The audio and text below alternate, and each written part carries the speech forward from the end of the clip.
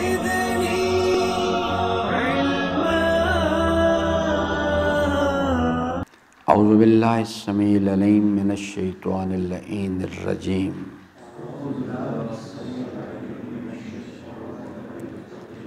بسم اللہ الرحمن الرحیم. انما تنذر من اتبع الذکر وخشی الرحمن بالغیب فبشرہ بمغفرۃ واجر کریم. انا نحن نحیی الموتى ونکتب ما قدموا وآثارهم وكل شيء احصیناہ فی امام مبین. صدق اللہ مولانا العظیم وصدق رسولہ الکریم وصلی اللہ علی سیدنا و نبینا محمد وآلہ الطاہرین. ربی اشرح لی صدری ویسر لی امری واحلل عقدۃ من لسانی یفقہوا قولی. حضرات محترم، سورہ مبارکہ یاسین کے ان مطالب میں ہم بات کر رہے تھے. کل یہاں ہم نے گفتگو چھوڑی تھی، وہاں سے ہی سلسلہ گفتگو کو آگے بڑھاتے ہیں. لیکن اس سے پہلے تمہیدی طور پہ ایک دو جملے میں عرض کرنا چاہوں گا. دیکھیے، اللہ تبارک و تعالی نے اس کائنات کو خلق فرمایا ہے. هو الذی خلق کل شیء. کائنات کی ہر چیز کو اللہ تبارک و تعالی اس کا خالق ہے. اس ہر مخلوق کے اندر یعنی اتنے بے پناہ لاتعداد نظام کام کر رہے ہیں کہ انسان اگر ان کو شمار کرنا چاہے، ان کی حقیقت کو سمجھنا تو بہت دور کی بات ہے.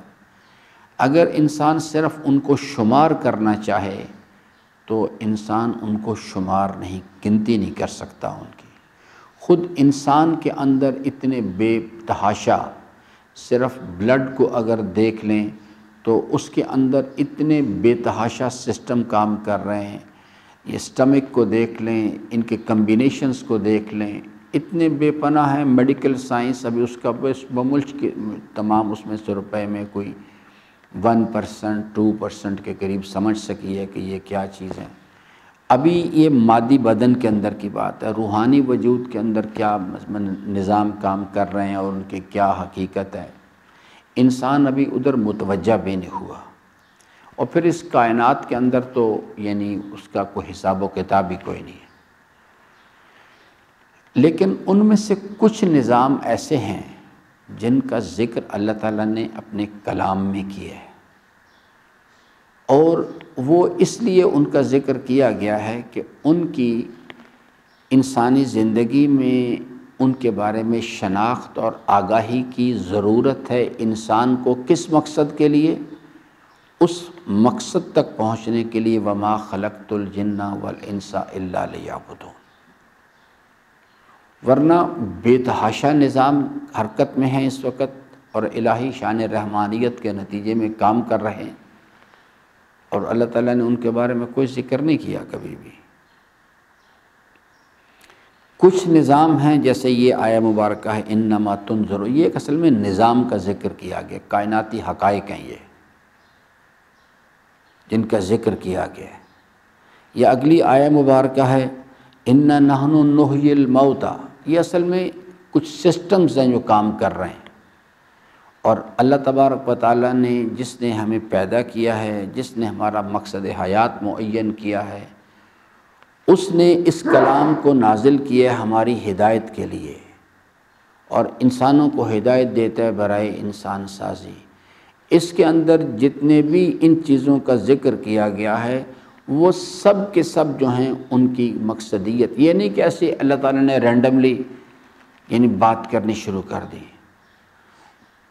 یہاں پر جیسے اللہ تعالیٰ فرماتا تنزیل العزیز الرحیم، تو یہاں پہ اللہ تعالیٰ یہ بھی تو ارشاد فرما سکتا تھا نا تنزیل الرحمن الرحیم.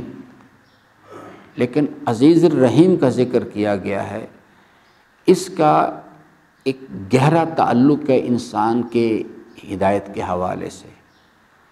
قرآن کریم کی شان نزول اور اس میں عزیز و رحیم کا اللہ تعالیٰ نے کیوں ذکر فرمایا؟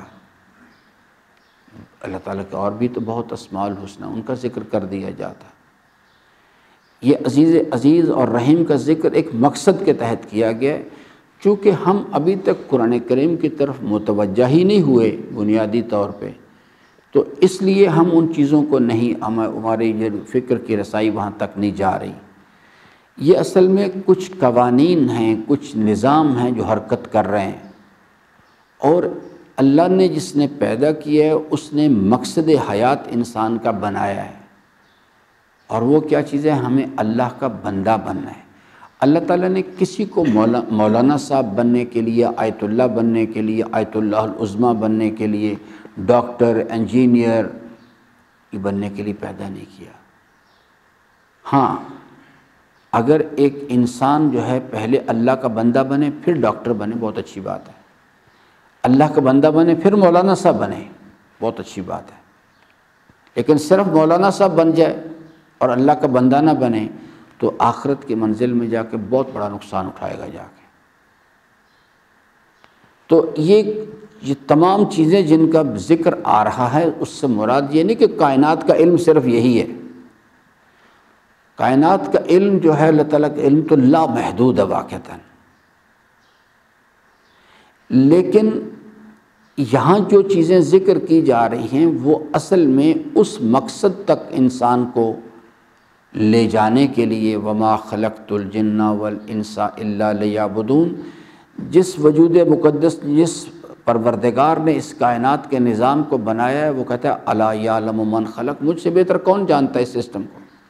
تو چونکہ اسے معلوم ہے کہ ان چیزوں کے بارے میں آگاہی اور اس پر یقین، یہ چیز جو ہے انسانی زندگی کے لیے ضرورت ہے اس کی، تاکہ وہ مقام بندگی تک پہنچے، اللہ کا بندہ بن سکے، اس لیے ان کا ذکر کیا گیا یہاں پہ۔ ایسا کوئی چیز نہیں کہ اللہ تعالیٰ کو بھی پنجاب کا کوئی ذاکر ہے کہ جناب ایک ردیف اور قافیے میں لاتا رہتا ہے۔ یہ ایک ایک اس کا جو جملہ ہے، ایک ایک لفظ، ایک ایک حرف جو ہے، وہ ایک ویل آرگنائزڈ کیلکولیٹڈ پروگرام کے تحت آیا ہوا ہے، جس کو سمجھنے کی ضرورت ہے۔ تو اس لیے، اور جو چیز ہے ہم اس کو پڑھ سکتے ہیں، ہم اس کو یاد بھی حفظ بھی کر سکتے ہیں، لیکن کیا ہم قرآن کریم تک، اس کے مفاہیم تک رسائی حاصل کر سکتے ہیں؟ تو وہ نہیں۔ لا یمسہ الا المطہرون، اللہ نے ایسے زبردست فلٹر لگائے ہوئے ہیں کہ اس فلٹر میں سے انسان پاس ہی نہیں کر سکتا کبھی، جب تک انسان ان شرائط کو پوری نہیں کرا۔ انسانوں کے لیے، لیکن کہا کہ ہر آدمی نہیں، ہر آدمی اس تک رسائی نہیں کر سکتا جب تک وہ مطلوبہ طہارت اپنے اندر پیدا نہیں کرتا۔ اور پھر طہارت کے بھی لیول ہیں، جس قسم کی طہارت ہوگی۔ امام علیہ السلام جب یہ سمجھا رہے تھے تو فرمایا کہ قرآن کریم کی مثال ایک ورٹیکل پونڈ کی مانند، ایک ہاؤس کی طرح ہے۔ جتنی کسی کے پاس طہارت ہوگی اتنا اس کے اندر غوطہ لگانے کی صلاحیت اس میں ہوگی۔ یہ انوار الہیہ کا ایک سمندر ہے، جس میں جتنی انسان کے پاس طہارت ہے اسی قسم کا غوطہ اس میں سے لگائے گا۔ جتنا اس کے بہتر اس کا تیرنا سیکھے گا، اس کے اندر غوطہ لگائے گا، اتنے اچھے قیمتی موتی اس میں سے نکال کے لائے گا۔ سورہ الحمد ایک ہی ہوتی ہے، سورہ الحمد میں کوئی فرق، نہ اس کے زیر میں فرق، نہ زبر میں فرق، لیکن جب متقین اسے پڑھتے ہیں تو وہ کچھ اور چیز دیکھ رہے ہوتے ہیں، مومنین پڑھتے ہیں کچھ اور چیز دیکھ رہے ہوتے ہیں، مسلمین پڑھتے ہیں کچھ اور چیز دیکھتے ہیں، اور جب امام المتقین اسی کو پڑھتے ہیں تو ان کی ادراک کچھ اور ہوتے ہیں۔ حالانکہ چیز تو ایک ہی ہے، اس میں کوئی فرق نہیں ہے اس کا۔ تو یہ اصل میں بنیادی طور پہ سسٹمز ہیں جو یہاں اللہ تبارک و تعالیٰ نے اپنے علم و قدرت سے ان کو قائم کیا ہے، انسانی زندگی کے ساتھ مربوط ہیں، اور انسان روزمرہ جیسے یہ نظام ہے، انما تنذر، یہ جو سسٹم اس آیہ مبارکہ کے اندر بیان کیا گیا، ہر روز ہر انسان کے ساتھ کام کر رہا ہے، ہر روز ہر لمحہ ہر انسان کے ساتھ کام کر رہا ہے۔ ہم صرف اس کو یاد کرنے کی کوشش سمجھنے کی کوشش ہی نہیں کرتے، حالانکہ وہ ہمارے ساتھ مربوط ہے، ہمارے ساتھ ہی اس کا انٹریکشن ہو رہا ہے۔ اسی طرح سے اِنَّا نَحْنُ نُحْيِي الْمَوْتَى، ہم موت کو حیات میں تبدیل کر دیتے ہیں۔ یہ سسٹم موت اور حیات، خلق الموت والحیات، جیسے ہم اللہ کے مخلوق ہیں، موت بھی اللہ کی مخلوق ہے، حیات بھی اللہ کی مخلوق ہے۔ موت بھی ایک کیفیت ہے، حیات بھی ایک کیفیت، اللہ نے ان کو بنایا ہے، خلق الموت والحیات۔ تو اللہ تعالیٰ فرماتا ہے ہم موت کو حیات میں تبدیل کرتے ہیں۔ یہ ایک سسٹم ہے۔ اس محفل میں جتنے لوگ بیٹھے ہیں، روئے زمین پہ اس وقت جتنے انسان ہیں، سب کے ساتھ یہ سسٹم اس وقت لمحہ بلمحہ کام کر رہا ہوتا ہے۔ اِنَّا نَحْنُ نُحْيِي الْمَوْتَى وَنَكْتُبُ مَا، یہ دوسرا سسٹم ہے، نَكْتُبُ مَا قَدَّمُوا، ایک، وَآثَارَهُمْ، دو، اور وَكُلَّ شَيْءٍ أَحْصَيْنَاهُ فِي إِمَامٍ مُبِينٍ، یہ چار یا پانچواں سسٹم، پانچ سسٹمز کا اللہ تعالیٰ نے یہاں ذکر کیا جو اللہ تعالیٰ کے علم و قدرت کے نتیجے میں اس کائنات میں حکم فرمائیں، انسانی زندگی کے ساتھ مربوط ہیں، اور یہ چیزیں وہ ہیں جن کے بارے میں انسان کو آگاہی ہونا ضروری، ورنہ یہ نہیں کہ صرف یہی سسٹم کام کر رہے ہیں، سسٹم تو لاتعداد ہیں جو خود انسانی زندگی میں کام کر رہے ہیں، خود انسان کے وجود جسمانی کے اندر، وجود روحانی کے اندر کام کر رہے ہیں، لیکن یہ وہ چیزیں ہیں جن کا جاننا انسان کے لیے ضروری ہے۔ ان کو جانے گا، اس پر یقین حاصل کرے گا، اس کے مطابق عمل کرے گا تو وَمَا خَلَقْتُ الْجِنَّ وَالْإِنسَ إِلَّا لِيَعْبُدُونَ تک پہنچے گا۔ اگر اسے پتہ ہی نہیں ان چیزوں کے بارے میں، یہی تو سارا مسئلہ ہے، ہو گیا ہوا ہے کہ انسان کو اصلاً پتہ ہی نہیں ان چیزوں کے بارے میں، من اینا وفی اینا و الی اینا، اس کی بازگشت کس طرف ہو رہی ہے، کدھر جا رہا ہے، کیا کر رہا ہے۔ اور بس صرف دو چیزیں ہیں دور حاضر کے اندر، یہ الہ ہیں، بت ہیں، سیکس اور مال، بس انسان ان کا دیوانہ ہے۔ کیا شیعہ، کیا سنی، کیا یہودی، کیا عیسائی، کیا مسلمان، سب اسی کے پیچھے دوڑے چلے جا رہا۔ اور میں ہر روز آپ کو سناتا ہوں، اور جب میں یہ بات کہتا ہوں تو آپ کہتے ہیں کہ ہاں ٹھیک ہے، لیکن یہاں سے نکلتے پھر وہی کام شروع ہو جاتا ہے۔ کیوں پرابلم ہے یہ ساری باتیں سننے کے بعد؟ اس واسطے کہ اللہ تعالیٰ کے حضور کا، اس کے جلال و جمال کا یقین ہمارے پاس نہیں ہے، یہ مسئلہ ہمارا۔ جسے میں کہتا ہوں ایمان کوئی نہیں ہمارے پاس۔ ابھی میں پچھلے دنوں ایک خواتین کا مدرسہ وہاں لیکچر کے لیے گیا تو ایک بچے نے مجھ سے پوچھا کہ یہ پھر اس کو حاصل کیسے کرنا ہے، کیا کیا جائے اس چیز کے لیے؟ کیونکہ ہمارا تو کانسیپٹ یہ ہے نا کہ خود بخود ہی آ جاتا ہے، ایمان خود بخود آ جاتا ہے۔ ہمیں غلام حسین کے گھر پیدا ہو گیا، میرے باپ نے میرا نام غلام حسین رکھ دیا، بس میں مومن ہوں۔ اگر ایمان میرے عزیزان اتنا سستا ہوتا، اتنا آسان ہوتا تو پھر حر کو کربلا نہ جانا پڑتا، پھر ایسا مسئلہ نہ ہوتا، پھر تو خود بخود ہی بس۔ اور اگر اللہ تعالیٰ کی رضا اتنی آسان چیز ہوتی، اللہ تعالیٰ کی رضا کی جنتیں جو ہیں وَرِضْوَانٌ مِّنَ اللَّهِ اکبر، تو اللہ تعالیٰ کے حبیب اپنے فرزند امام حسین علیہ السلام سے نہ کہتے کہ میرے فرزند حسین نکل اپنے گھر سے۔ وہ اللہ تعالیٰ کی وہ مقامات جو اللہ تعالیٰ نے تیرے لیے تیار کیے ہیں، تو ان مقامات کا وارث نہیں بن سکتا جب تک تیرا پروردگار تجھے اپنی محبت کے جرم میں تیرے خون میں غلطہ نہ دیکھ لے۔ جب تک تو خون کے سمندر سے نہیں گزرے گا، اس وقت تک ان مقامات کا وارث نہیں بن سکتا۔ یہ کیسے ہو سکتا ہے کہ اللہ تبارک و تعالی ہمارے لیے ساری سنتیں تبدیل کر دے؟ تو اس لیے یہ نظام ہے جو چیز ہے۔ کل میں نے ابتدائی طور پہ عرض کیا تھا اس چیز کے لیے، اِنَّا نَحْنُ نُحْيِي الْمَوْتَى، موت اور حیات۔ پہلے موت کیا چیز ہے، حیات کیا چیز ہے، پھر تیسرا مرحلہ ہے کہ موت کو حیات میں تبدیل کرنا۔ حضرت ابراہیم علیہ السلام علی نبینا کی دعا کو بھی بحث میں لانا چاہیے کہ رب ارنی کیف تحیی الموت، میرے مالک تو مجھے دکھا دے، مجھے دکھا، میں دیکھنا چاہتا ہوں تو موت کو حیات میں کیسے تبدیل کر دیتا ہے۔ تو اللہ تبارک و تعالیٰ نے اپنے بندے ابراہیم سے پوچھا اولم تومن، بھئی تو ایمان نہیں لایا؟ تو میرے اس علم و قدرت کا تجھے یقین نہیں ہے اس چیز کا کہ میں موت و حیات کا خالق ہوں اور میں موت کو حیات میں تبدیل کر دیتا ہوں؟ تو حضرت ابراہیم علیہ السلام علی نبینا نے فرمایا قال بلا، میرے مالک میں ایمان لایا، میں ایمان رکھتا ہوں اس بات پر کہ تو میرا خالق ہے، اس کائنات کا خالق ہے، تو موت و حیات کا خالق ہے، تو موت کو حیات میں تبدیل کرتا ہے۔ ولیکن لیطمئن قلبی، لیکن میں چاہتا ہوں میرے یقین میں اضافہ ہو، ایمان بالغیب تو ہے میرے پاس، میں چاہتا ہوں میں دیکھوں اس چیز کو کہ تو موت کو حیات میں کیسے تبدیل کر دیتا ہے۔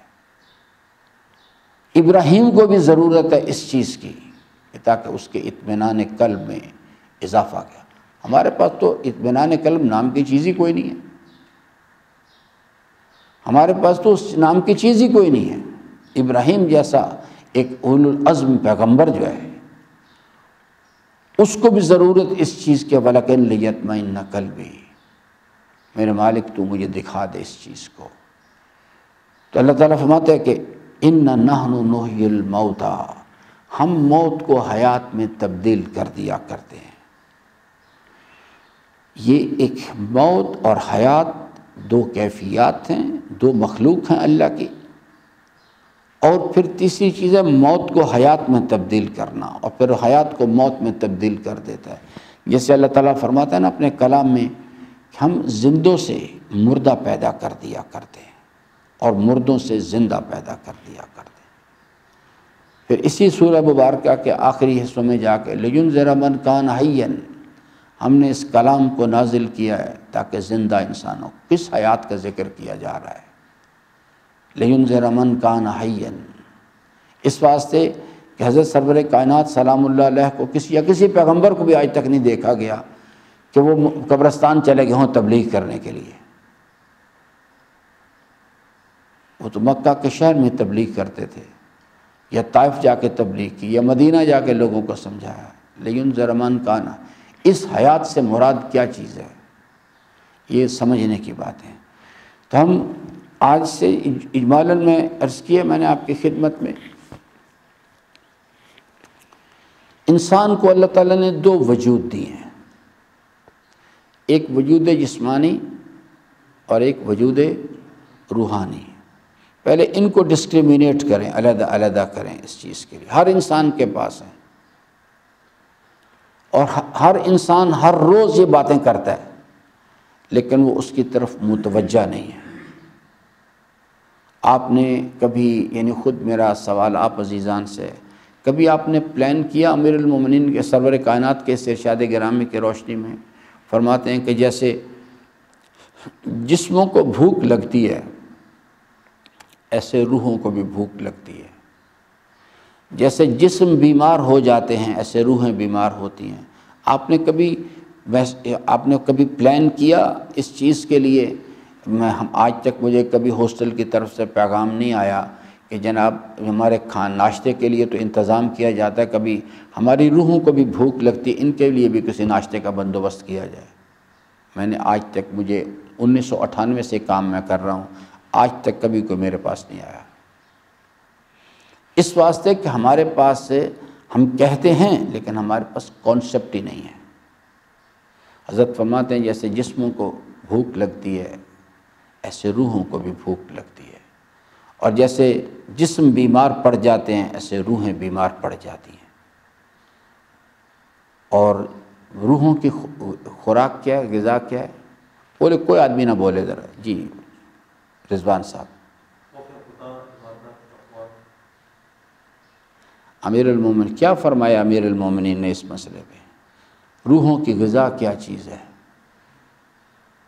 یس نو کرتے جائیں، نو۔ پر حکمت کلمات، شاباش بیٹا۔ امام فرماتے ہیں جیسے جسم کو بھوک لگتی ہے ایسے روحوں کو بھی بھوک لگتی ہے۔ روحیں، جسم بیمار ہوتے ہیں روحیں بھی بیمار ہو جاتی ہیں، اور روحوں کی غذا پر حکمت کلمات ہیں۔ اگر آپ یعنی ان کو پاک و پاکیزہ روحانی غذا فراہم نہیں کریں گے، جب روح کو بھوک لگے گی تو وہ جو نجس پلید روحانی غذا ہے، گانے، فلمیں، یعنی یوٹیوب پہ بے حیائی کے یعنی ویڈیو کلپس، یہ اصل میں نجس پلید روحانی، جس قسم کی بھی پھر اس کو نجس پانی ملے گا نجس وہ کھا لے گی۔ جب ہم اس کو بھوک لگے گی تو جیسے ایک انسان مادی کیفیات میں اگر اس کو صحیح کھانا نہیں ملے گا، جس قسم کا باسی پرانا کھانا ملے گا وہ کھا جائے گا، جس قسم کا پانی۔ لوگ آپ دیکھتے نہیں پنجاب کے دیہات میں لوگ جو گندے جوہڑ ہے وہاں سے پانی پیتے ہیں جانوروں کے ساتھ، جس قسم کی۔ جب ہم اس کا انتظام نہیں کریں گے تو پھر وہ ہوگا۔ تو جسموں کو بھی اسی طرح سے فرمایا، جیسے جسم بیمار ہوتے ہیں تو ہم ڈاکٹر کے پاس جاتے ہیں۔ آج تک کوئی اس محفل کا بندہ اٹھ کے گیا کسی ڈاکٹر، روحانی ڈاکٹر کے پاس کہ جناب میں بیمار ہو گیا ہوں روحانی طور پہ؟ روحیں بیمار ہوتی ہیں، اور روحوں کی بیماری کیا چیز ہے؟ One by one.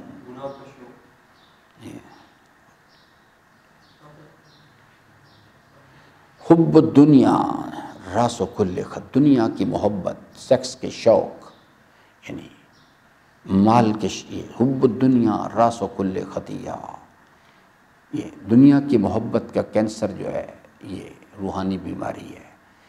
اس میں سے میں ابھی ذکر کیا، پوری بحث گزری، غفلت ایک بیماری ہے معرفت نہ ہونے کے نتیجے میں۔ تو اس لیے یہ ایک بڑی ہی خوبصورت اور بہت ہی بامانہ بحث ہے۔ دو وجود ہیں انسان کے پاس، ایک جسم مادی بدن اور ایک روح۔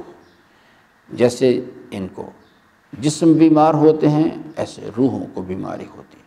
ابھی پوری بحث ہم نے کی ہے، جسموں کی روحانی بیماری کیا ہے؟ غفلت۔ اس کا علاج کیا ہے؟ انظار، ٹھیک ہے؟ تو جسمانی حیات کیا ہے اور روحانی؟ دو وجود ہیں، ایک جسم مادی بدن اور ایک روح۔ مادی بدن کی حیات کیا چیز ہے اور روحانی بدن کی حیات کیا چیز ہے، اور پھر اس کو کیسے کنورٹ کیا جاتا ہے۔ کل انشاءاللہ اس مسئلے پر بات کریں گے۔ اس چیز کے لیے یہاں بات کل دوبارہ تمہید میں عرض نہیں کروں گا، یہاں سے بات کو آگے چلائیں گے کہ جسم دو وجود ہیں ہمارے پاس۔ ابھی ہم اس کائناتی بحث میں نہیں جا رہے، صرف خود انسان دو وجود ہیں، ایک جسم اور ایک روح۔ ایک جسم کی حیات ہے، انا نحن نحیی الموتى، ہم اس کی موت کو حیات میں تبدیل کرتے ہیں۔ اس مادی بدن کی حیات کیا چیز ہے اور موت کیا چیز ہے؟ روحانی وجود ہے، اس کی حیات کیا چیز ہے اور اس کی موت کیا چیز ہے؟ انا نحن نحیی الموتى، ہم موت کو حیات میں تبدیل کر دیتے ہیں۔ اور تبدیل کرنے کا عمل کیسا ہے، کیسے تبدیل کیا جاتا ہے اسے؟ وَنَكْتُبُ، اور پھر ریکارڈنگ سسٹم کا ذکر کیا، ہم نے اس ریکارڈ کر رہے ہیں۔ انسان کے اعمال ظاہری بھی ریکارڈ کیے جا رہے ہیں اور اعمال باطنی ان کو بھی، انسان کی سوچ، نیت، ارادہ، فکر، یہ بھی ریکارڈ ہو رہی ہے۔ ما قدم، وہ تمام اعمال جو انسان آگے تقدیم کر چکا ہے، روانہ کر چکا ہے، یا دنیا سے چلا گیا، ما آثار و آثارہم، اور اس کے آثار ان کو بھی ریکارڈ کیا جا رہا ہے۔ سوال یہ ہے کہ یہ وہ ریکارڈنگ سسٹم ہیں کیا، اور اللہ تعالیٰ ہمیں کیوں بتانا چاہ رہا ہے؟ یہ اتنے بے تحاشا سسٹم کام کر رہے ہیں، ان میں سے پرٹیکولرلی اس سسٹم کو کیوں چاہتا ہے کہ ہمیں آگاہی ہو جائے اس چیز کے بارے میں؟ ان سوالوں کے بارے میں انشاءاللہ بات کریں گے۔ اللہ تعالیٰ سے امیدوار ہوں کہ اللہ تعالیٰ ہم سب کو قرآن کریم کو پڑھنے، سمجھنے اور اس کے فرامین پر عمل پیرا ہونے کی توفیق عطا فرمائے۔ درود پڑھ لیں محمد و آل محمد۔